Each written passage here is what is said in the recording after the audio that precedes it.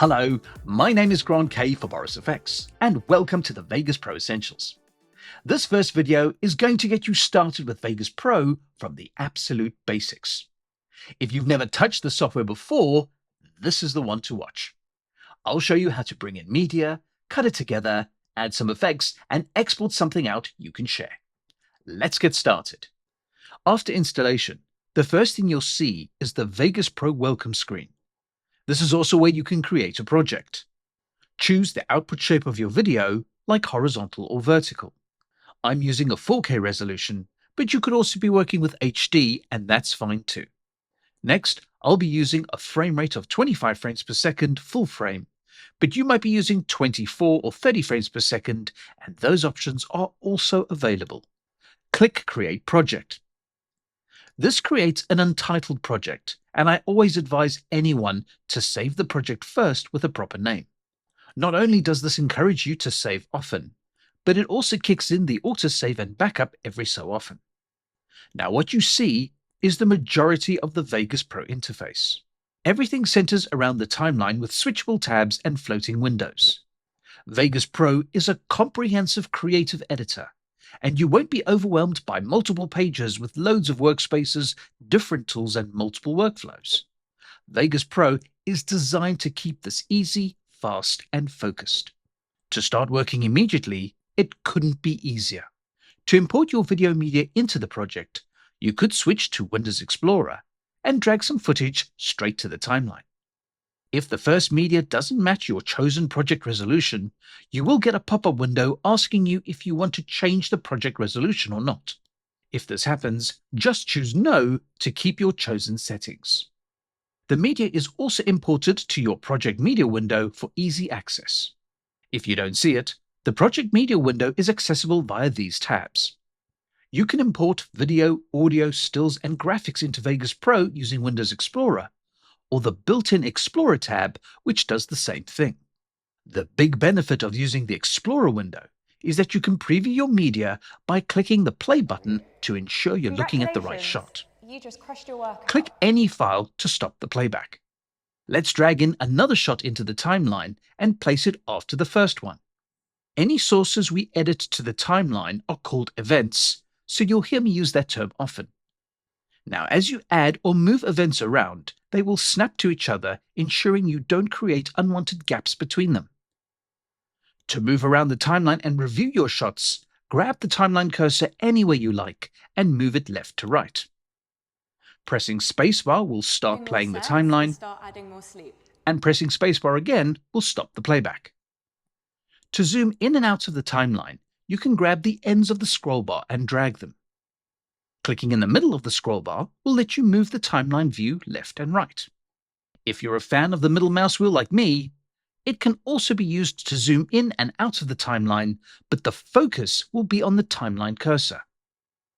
Video events can obviously be identified by the images in the event, and audio events contain audio waveforms. These events are sitting on tracks that were created when the first event was added to the timeline. Looking at the tracks list on the left, the film icon indicates a video track, and the music note icon indicates an audio track. The numbering simply refers to the number of tracks in the timeline. You can make any track bigger or smaller by dragging at the bottom of the track to show more or less detail as you work. In fact, all the areas of the interface can be scaled to match your working style. Just grab the split bars between the areas and drag them to change their sizes. Now let's do some editing. If you have some footage you want to cut down, scroll the timeline cursor to the frame where you would like to cut and click the split button in the timeline toolbar. To delete either part of the split event, select it and press the delete button on your keyboard. This is all selection based, and currently the video is grouped with its matching audio. If you want to work with just the audio or video of this media, you would click the Ignore Event Grouping button in the timeline toolbar. The next time you reselect the video event and start splitting it, it will only affect the video and not the audio. Just remember to disable the Ignore Event Grouping button in the timeline toolbar when you want to work with both again. You never need to worry if you make a mistake. You can simply press the Undo button or use Ctrl-Z to undo the last few steps. Another way of cutting down the events to what you want is using a process called trimming. Place your cursor on either edge of the event and you'll see the trim cursor. When you click and drag the edge of the event, you can make it longer or shorter depending on how much footage you have. This is a great technique to locate the part of the media you want in your edit. In addition to splitting and trimming down events, all events can be moved up and down the timeline. So you can take an event and bump it up against another one, or you could completely rearrange the edit. Making editing choices in Vegas Pro is very flexible. If you overlap events, the intersection will automatically crossfade the video and audio, making a seamless transition instead of a hard cut. Events don't overwrite each other, so you'll never lose anything by overlapping events, and you can always move the events to make the transition longer or shorter. Now, quite often, you'll want to cover a talking head with other footage or B-roll to visually show something. So go back to Windows Explorer or the Explorer tab and locate your footage. When you drag media to the timeline, you could add it to the existing tracks, but dropping the event above the timeline ruler will automatically create new tracks above the existing ones. This means you can layer your new footage over the talking head and still come back to it later if you change your mind in the edit. Another consideration is that your B-roll events might also have their own audio containing noises which you may not want to hear. To only hear the person speaking, enable Ignore Event Grouping and delete the background audio event. Turn Ignore Event Grouping off to recognize grouped events again. Thinking of audio, let's add some music under the narration to add more energy to the edit. You can add or delete tracks, but in this case, I'll drag this audio track to the bottom of the timeline and reuse it for the music. If you think your tracks have disappeared from the timeline, simply use the vertical scroll bar to reveal them again. Importing audio is the same as importing video. Locate your music using the Explorer. Perhaps preview the sound with the play button. Drag it to the audio track in the timeline. Now you can move the audio event to where you'd like it to start, and I recommend using the waveforms to line up a good starting point. You can also use the split and trimming tools to adjust the length of the audio event. Let's play what we have so far. The music is too loud for the voice, so that needs adjusting. You can expand the audio track to make the waveform bigger, and the problem is visually obvious. To lower the volume of the music, you should see a gain widget in the center of the event when you hover over it. Drag it downwards, and the waveform starts to shrink and lower the volume. The balance of music versus voice will differ each time, but you want to make sure that you can always hear the talking. You may also want to fade the music in and out instead of a cut. So place the cursor at either side of the event and use the fade cursor to fade the audio in and out. Incidentally, performing the same technique on video or graphics will fade them on and off screen. To see how the audio is balancing out, you can play the timeline and you'll see the volume meters for individual tracks, as well as the master audio mix on the right side of the video preview. If you have placed all the talking on one audio track and all the events are too soft, you can also raise the volume of an entire track instead of single audio events. Ideally, keep the volume between -5 dB and -10 dB to avoid blowing out the sounds and getting tons of distortion. Now that we're done with sound, let's shrink the audio tracks so that we can focus back on the video. Vegas Pro comes with a range of effects to help stylize your video. To add an effect to an event, switch to the Video Effects tab and you'll get a large choice of effects tools.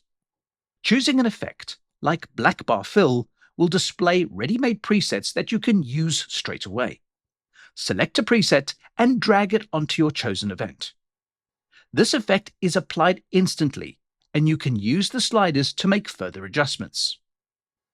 Depending on what you're doing, the tools and adjustments may vary, but there is plenty to get the looks you want.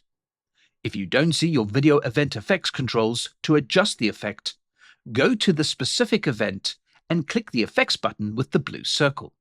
This not only brings up your controls, but it also tells you when one or multiple effects are applied to an event.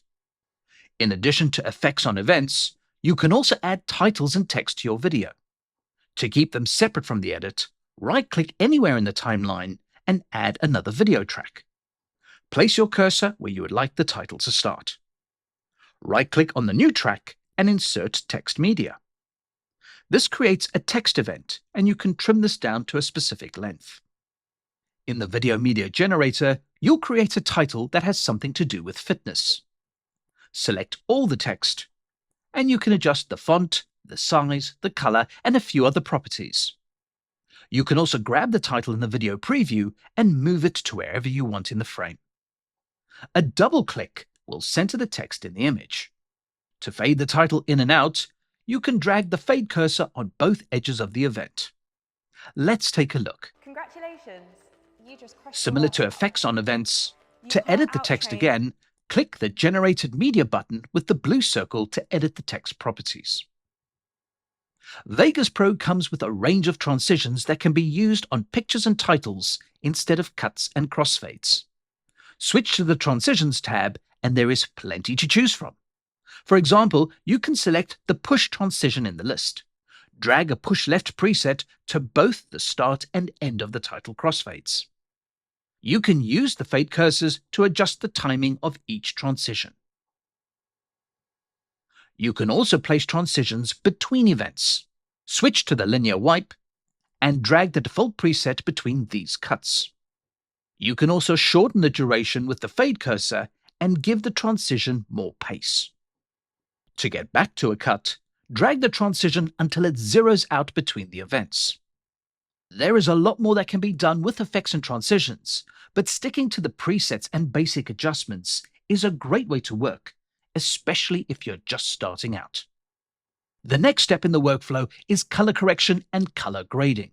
My recommendation is to use the color correction layout.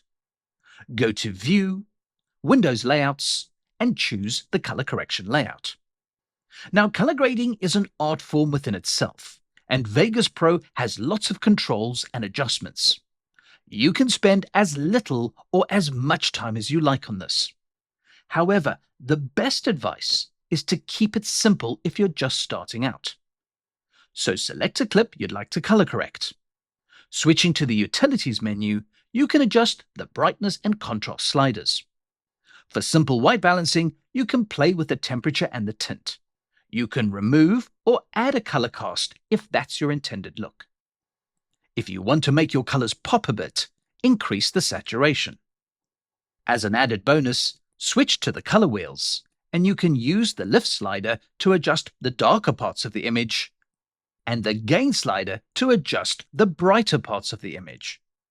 The gamma slider will move everything else in between. At any point, you can toggle the color grading tools on and off with the bypass button to see a before and after. In a very short space of time, you can see massive differences just by tweaking a few controls. Selecting the next event will load up its color grading tools, and you can balance and grade your edit. Remember that small adjustments make such big differences in this case. Let's return back to the default layout using the View and Windows Layouts menu. The final stage is the most important: rendering and exporting. This will give us a single file that we can watch, share, and upload. The first step is choosing whether you render out the entire timeline or a section of the timeline. Perhaps you have multiple edits on your timeline and you want to render them out separately. If it's a section, place your timeline cursor where you'd like to start and press I to set a starting point. I for in. Go to where the export will end and press O to set an endpoint. O for out. This creates a loop region which you can see above the timeline ruler. The second step is to click the render button in the main toolbar and the render window appears. If you want to render out the section you've marked up, ensure that Render Loop Region Only is enabled. If you want to render out the entire timeline, turn this off. The simplest and easiest way to render and export is to tell Vegas Pro where this video will end up. This is done through the use cases, and you pick your deliverable. So if you're rendering for YouTube, Vegas Pro will pick the best settings to match your project resolution and give the best output for this platform.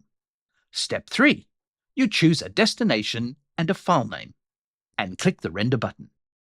There are obviously loads more settings you can customize for your particular renders, but Vegas Pro keeps it easy to keep things moving fast. Congratulations, you just crushed your workout. And that's the lightning overview of Vegas Pro in 16 minutes. You'll be surprised how quickly you will pick this up and how much you can achieve in a short amount of time. But since this is part 1 of the Vegas Pro Essentials series, over the rest of the course, we're going to rewind back to the very beginning and start really digging into every aspect slower and in more detail. This course will give you a fantastic essential grounding when using this fun and creative tool. I'm Grand K for Boris FX, and see you in the next video.